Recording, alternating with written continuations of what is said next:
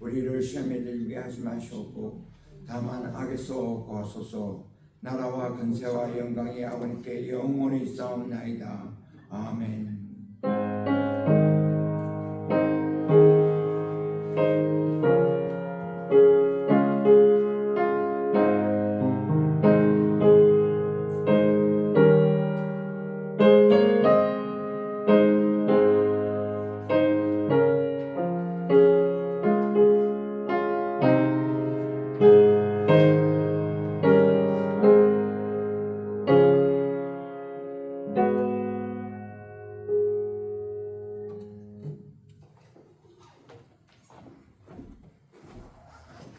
오늘 우리들에게 주시는 하나님의 말씀은 구약 성경의 전도서 8장 1절부터 6절까지의 말씀입니다. 구약 성경 전도서 8장 1절부터 6절의 말씀입니다. 제가 가진 성경은 찬송 성경 구약 성경 955페이지에 있습니다. 8장 전도서 8장 1절부터 6절의 말씀입니다. 누가 지혜자와 같으며 누가 사물의 이치를 아는 자이냐. 사람의 죄는 그의 얼굴에 광채가 나게 하나니 그의 얼굴에 사나운 것이 변하느니라. 내가 권하노라. 왕의 명령을 지키라. 이미 하나님을 가리켜 맹세하였음이니라. 왕 앞에서 물러가기를 급하게 하지 말며 악한 것을 일삼지 말라. 왕은 자기가 하고자 하는 것을 다 행함이니라. 왕의 말은 권능이 있나니 누가 그에게 이르기를 왕께서 무엇을 하시나이까 할 수 있으랴. 명령을 지키는 자는 불행을 알지 못하리라. 지혜자의 마음은 때와 판단을 분별하나니 무슨 일에든지 때와 판단이 있으므로 사람에게 임하는 화가 심함이니라. 이는 살아계신 하나님의 말씀입니다. 제 노남길 목사님께서 나오셔서 지혜로 사는 삶 시리즈 2번째 말씀을 증거해 줄 때 많은 은혜 받으시기를 바랍니다.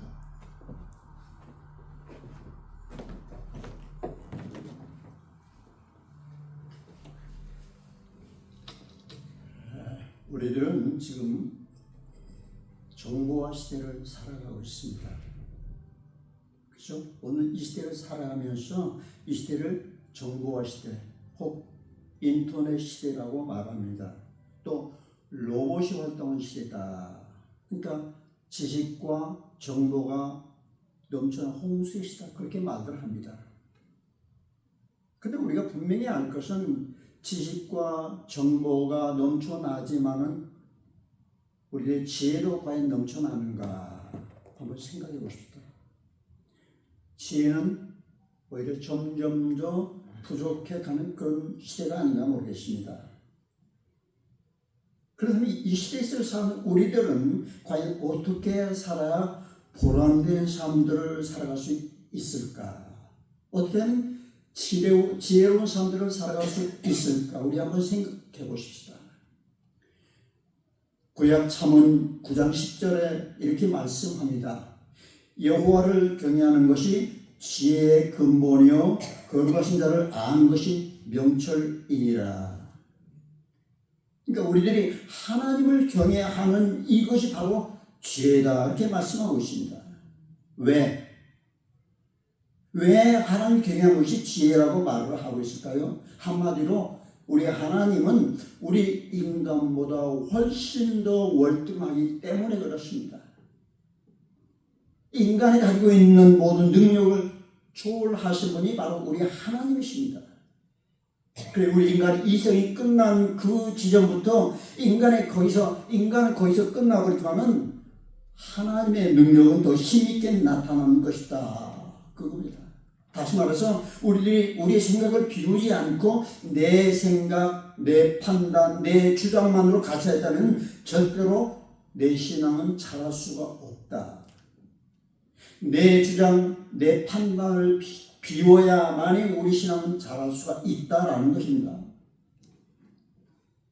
그럼 우리가 그러기 위해서 어떻게 해야 하는가? 어떻게 해야 되겠어요? 하나님을 의지하고 하나님을 경외하고 그분의 뜻에 따라 살아갈 수 있는 사람만이 지혜의 사람인 줄 믿으시기 바랍니다. 믿습니까? 아멘. 그런 사람만이 신앙의 성수를 가져오고 그분이 바로 지혜 있는 분이다. 그겁니다. 우리가 성경에 보면은 언뜻 보면은 지혜로워지만은 그러나 미련한 사람들로 보여지는 그런 부분들이 있습니다. 또 그 반대로 참으로 미련한 보이지만은 지혜로운 사람들이 있음을 보게 됩니다. 가령 창세기에 등장하는 믿음의 우리 선조, 믿음의 조상 이삭을 한번 살펴보십시다. 이삭은 블레셋 동네에 살아가면서 그것을 뭘 합니까? 그 사막지대 우물을 파는 게 일이었습니다. 그 우물을 열심히 파놓으면 빼앗깁니다. 그 우물을 빼앗기면서 싸움했던가요? 그런 기술이 없죠. 우물을 빼앗기면 또 아무 말 없이 그들에게 주워버립니다. 그리고 또다시 자리에 옮겨서 또 팝니다. 그리고 또 와서 빼앗습니다. 또 파면 또 빼앗고 또 다른 곳으로 옮겨가고 계속 빼앗기면 그냥 또 옮겨가고 그렇게 삶의 결과가 어떻게 됩니까? 우리를 볼 땐 참으로 어리석고 바보 같아 보이지만은 그러나 그런 중에서 이삭은 셈의 근원을 알게 되어서 좋은 셈을 얻었던 것입니다. 결국 나중에 블레셋 아말렉 군대 장관 비골이 와가지고 이 사람 뭔가 다른 사람이다. 이 사람 참 귀한 사람이다. 우리하고 화친하고 친하게 지내자. 왜? 이 사람 보니까 대단한 사람이었습니다.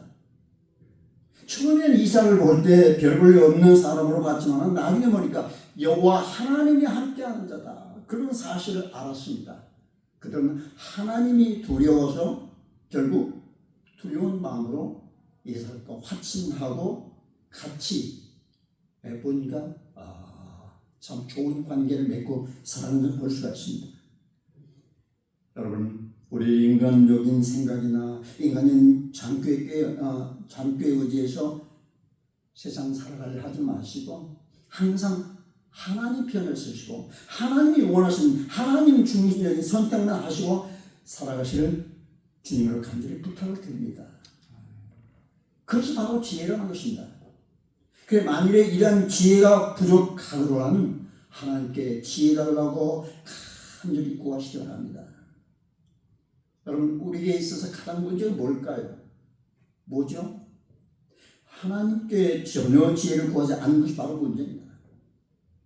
하나님 앞에 겸손히 엎드려서 그 문제를 해결하려고 생각하지 않는 게 그게 문제다. 내 자신 겸손하게 하나님 앞에 낮추지 않는 게 바로 문제입니다.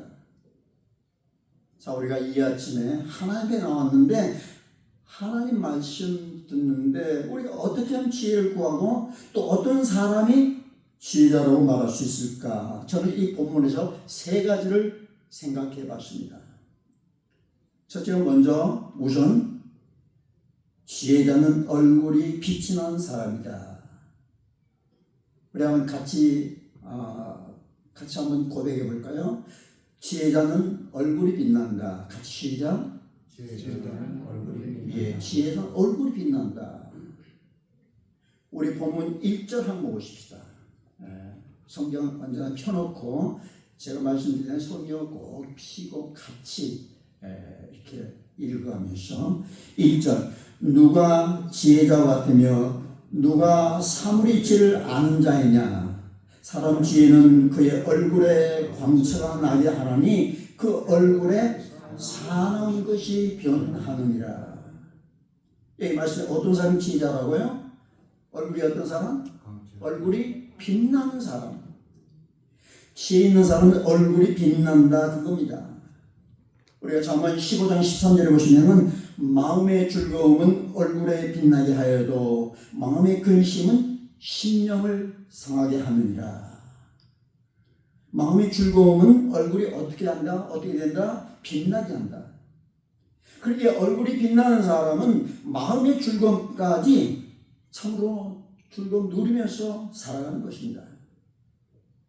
저 여러분들이 얼굴이 빛날 수 있기를 간절히 축원합니다. 빌립보서 4장 4절에 보시면 사도 바울이 우리에게 어떤 말씀을 주시는가? 주 안에서 기뻐하라. 내가 다시 말하노니 기뻐하라. 여러분 여기서 항상 이 말씀을 생각하시기 바랍니다. 항상 이 말씀을 지키면서 살아가시기를 간절히 바랍니다.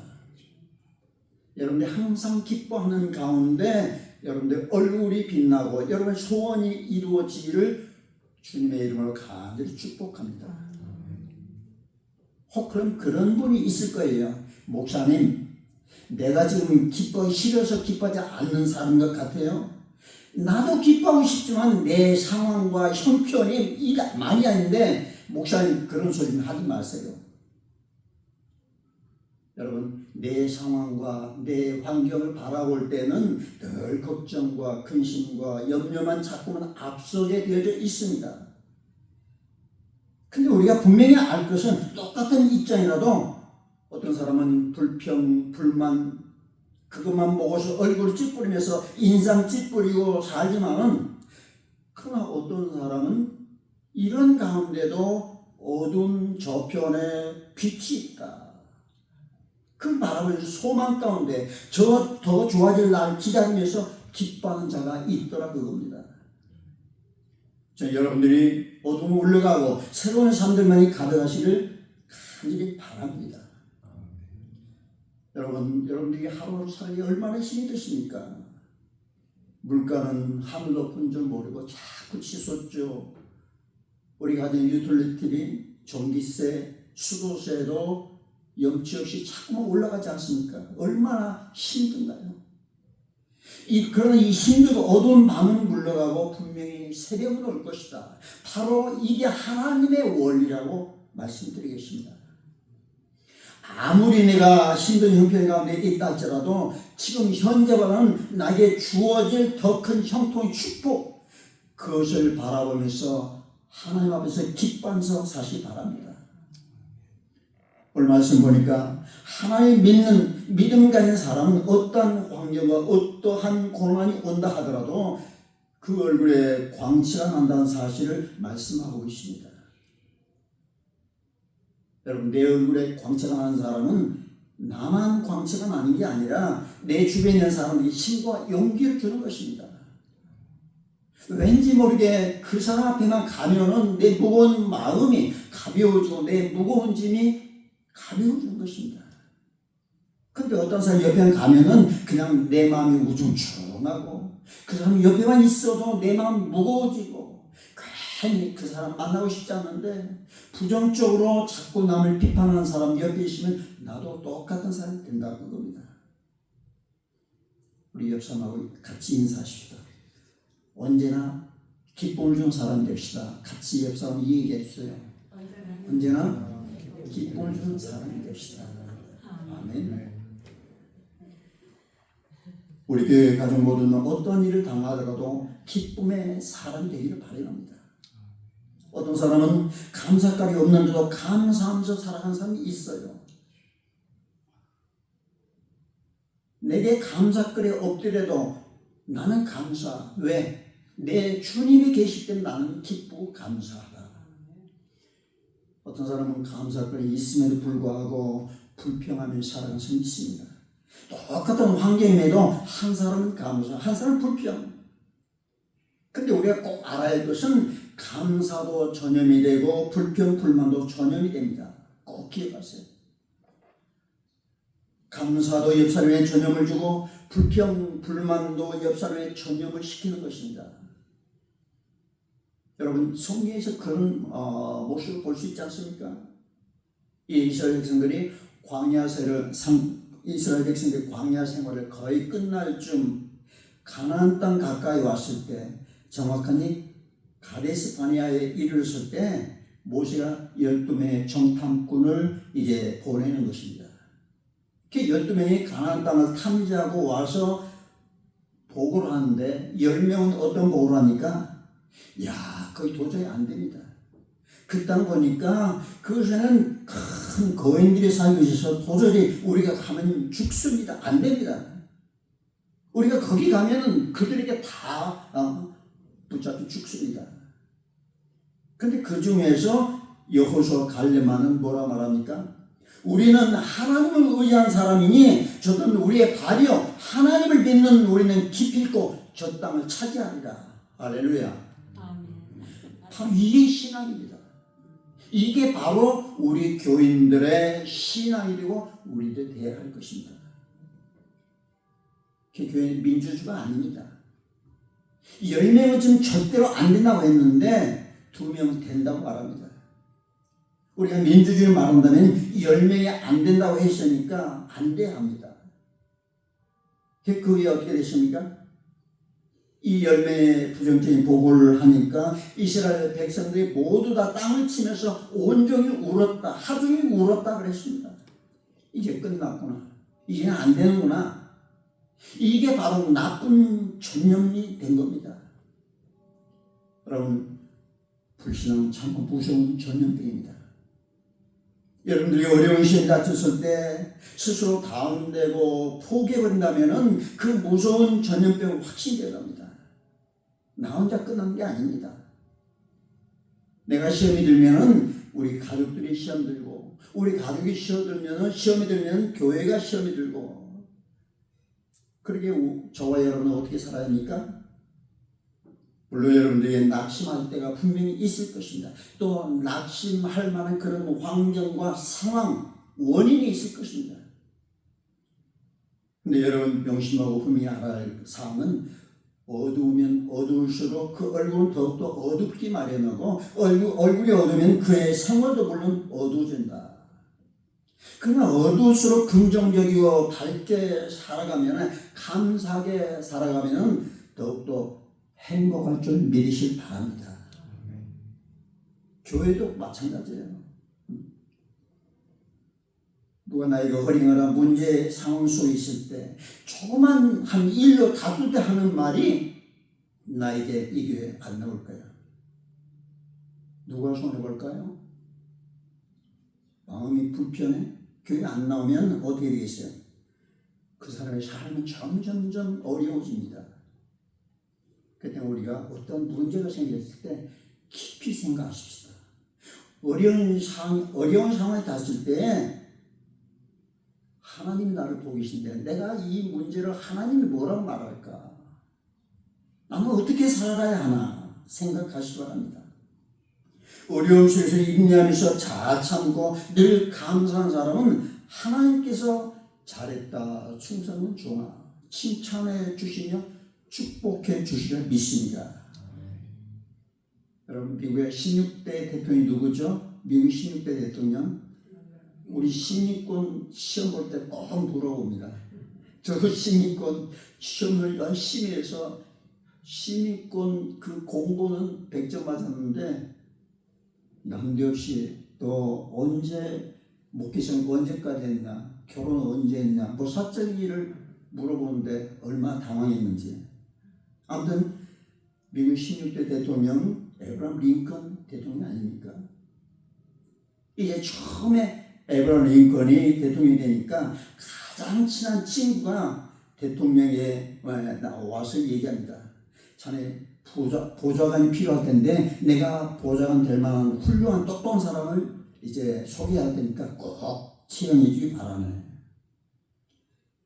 이 사람 만나서 보좌관을 꼭 이렇게 지명해 주기 바란다 했어요. 아브라함 링컨 대통령은 그 후보를 만나서 인터뷰를 하고 나서는 그 사람 쓰지 않기로 마음을 먹었습니다. 그리고 나서 친구에게 친구 나 그 사람 쓰지 않겠네 그렇게 말하니까 친구가 벌쩍 뛰면서 하는 얘기가 여보게 이렇게 어려운 세상에 그만한 찾기가 참 힘들 텐데 왜 그 사람을 쓰지 않는단 말입니까? 않는단 말인가? 링컨이 대답합니다. 글쎄 내가 짧은 시간에 그 사람 다 알 수는 없겠지만 그러나 그 사람의 얼굴을 보니 절대 안 있어버려. 그래서 하는 얘기가 사람이 타고난 얼굴이 어쩔 수가 없겠지만 나이가 들면은 자신의 얼굴에 대해서 자기 자신 스스로가 책임질 줄 알아야 된다네. 얼굴에 평화가 없는 사람. 참으로 의미가 있는 말이라고 생각되어집니다. 여러분, 사람은 나이가 들어가면서 그 사람이 과연 무엇을 생각하느냐, 거기에 따라서 얼굴 빛이 달라진다. 항상 근심 걱정 갔던 얼굴, 언제나 다른 사람을 컴페어하는 그런 사람, 그 얼굴을 보면은 그 사람 얼굴에는 언제나 시기에 가득 찬 얼굴로 나타납니다. 언제나 무슨 일이 만나든지 욱하고 핏발이 서린 그런 사람, 그 얼굴에는 언제나 분노로 가득한 얼굴로 굳어져 있기 마련입니다. 우리 가족들은 그런 분을 제가 보지를 못했습니다. 여러분, 세상 가장 불쌍한 사람 누굴까요? 돈이 없는 사람? 아닙니다. 뒤에 빽이 없는 사람? 아닙니다. 그 얼굴에 빛을 잃어버린 사람이 가장 불쌍합니다. 여러분, 한국말에 그런 말이 있습니다. 일소, 일로. 무슨 말이죠? 한 번 웃으면 한 번 젊어지고 한 번 화를 내면 한 번 늙어진다. 우리 한번 같이 외웁시다. 일소, 일로. 시작. 일소, 일로. 한 번 화를 하면 한 번 늙어진다. 한 번 웃으면은 한 번 젊어진다. 세상에 가장 불쌍한 사람, 그 얼굴에 그 인생의 비관이 흐르고 낙심만 찌드는 사람, 여러분들 될 수 있는 항상 웃기를 바랍니다. 여러분, 인생 길다고 생각하지 마십시오. 참으로 짧은 것입니다. 우리가 짧은 인생 살아가면서 웃기를 바랍니다. 아무리 고통스럽더라도 하나님께 나오셔 먼저 기도하시면서 내 모든 문제를 기도로 해결하시기 바랍니다. 그리고 믿음이 더욱더 담대하시기를 주님을 간절히 축원합니다. 왜 그렇게 해야죠? 하나님은 기도한 자를 만나주시고 그 문제를 하나님은 해결해 주신 줄 믿으시기 바랍니다. 둘째로, 지혜자는 계명을 지키는 사람입니다. 우리 한번 같이 또 고백하십시다. 지혜자는 계명을 지킨 사람이다. 시작. 지혜자는 계명을 지킨 사람이다. 2절에서 5절까지 보십시다. 2절에서 5절. 내가 고난하노라 왕의 명령을 지키라. 이미 하나님을 가리켜 맹세하였음이니라. 왕 앞에서 물러가기를 급하게 하지 말며 악한 것을 일삼지 말라. 왕은 자기가 하고자 하는 것을 다 행함이니라. 왕에 맡은 권능이 있나니 누가 그에게 이르기를 왕께서 무엇을 하시나이까 할 수 있으랴. 5절 같이 시작. 명령을 지킨 자는 불행을 알지 못하리라. 지혜자의 마음은 때와 판단을 분별하나니. 여기 지혜자는 왕의 명령을 지키는 사람이라고 했습니다. 로마서 13장 1절에 보시면 모든 권세는 하나님으로부터 나온다, 그렇게 말씀하고 있습니다. 그러니까 하나님이 세우신 주권자, 하나님이 주신 권위, 그것들이 하나님으로부터 나왔기 때문에 우리는 거기에 순종하고 어떤 사람이든 존경해야 한다. 죄송한 말씀 같지만 우리 목사님도 그렇습니다. 하나님부터 주신 권위입니다. 그리고 우리들은 목사님 존경하고 목사님 말씀에 순종해야 합니다.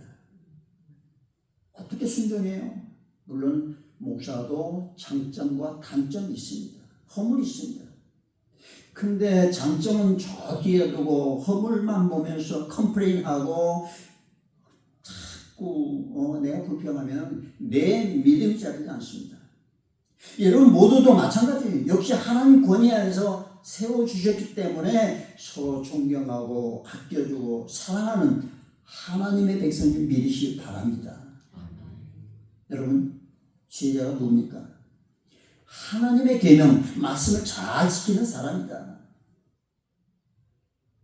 하나님의 계명을 전혀 지키지 않고 하나님의 말씀을 안 지키면서 세상 먹고 사는 일 때문에 생각과 타협하고 눈앞에 보이는 이익 때문에 맨날 하나님 앞에 핑계만 댑니다. 하나님, excuse me. 하나님 잠깐요.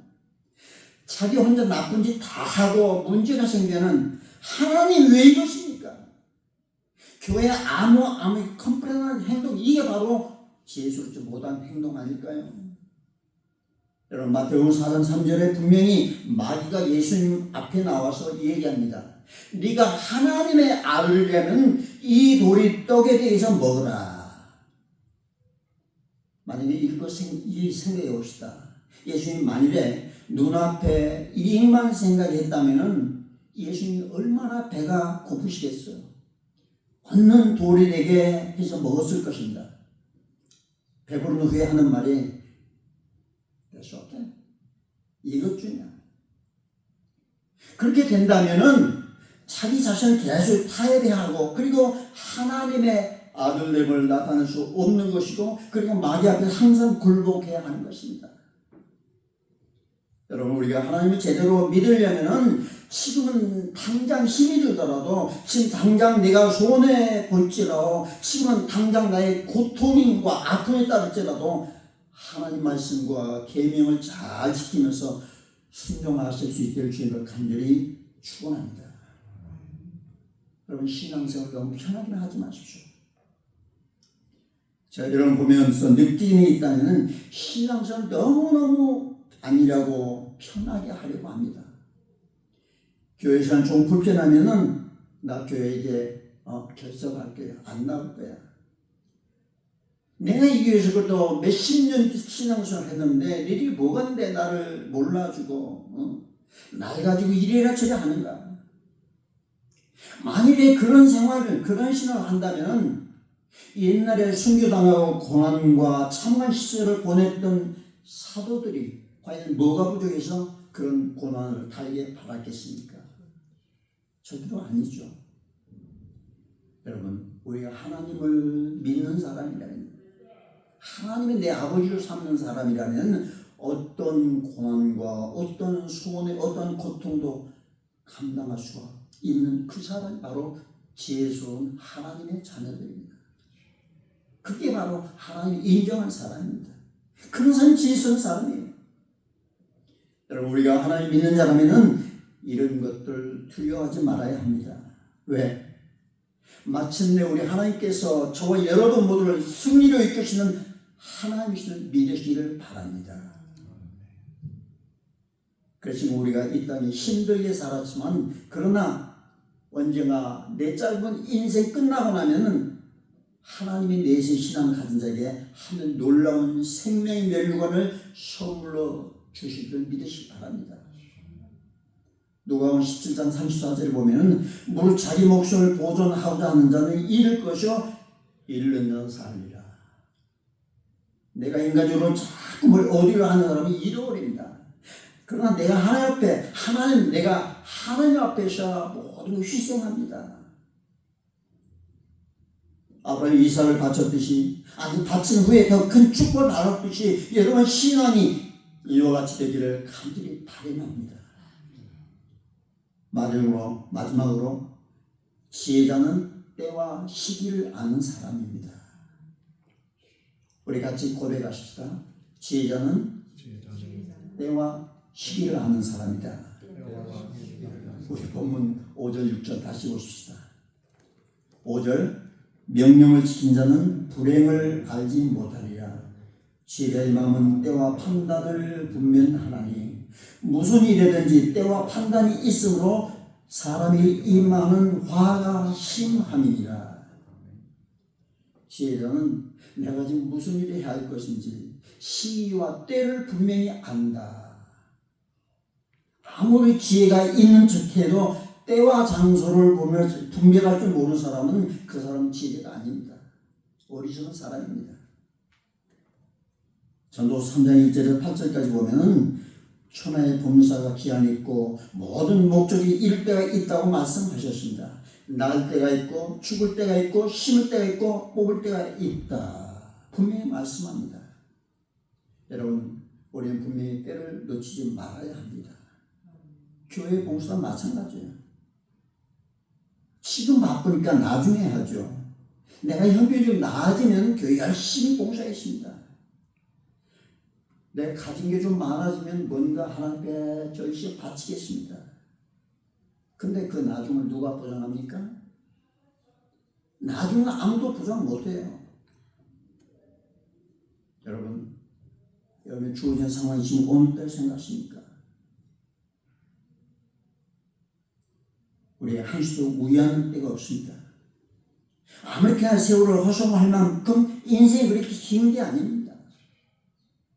내 인생이 참으로 짧습니다. 저도 이제 70이 넘어갔습니다.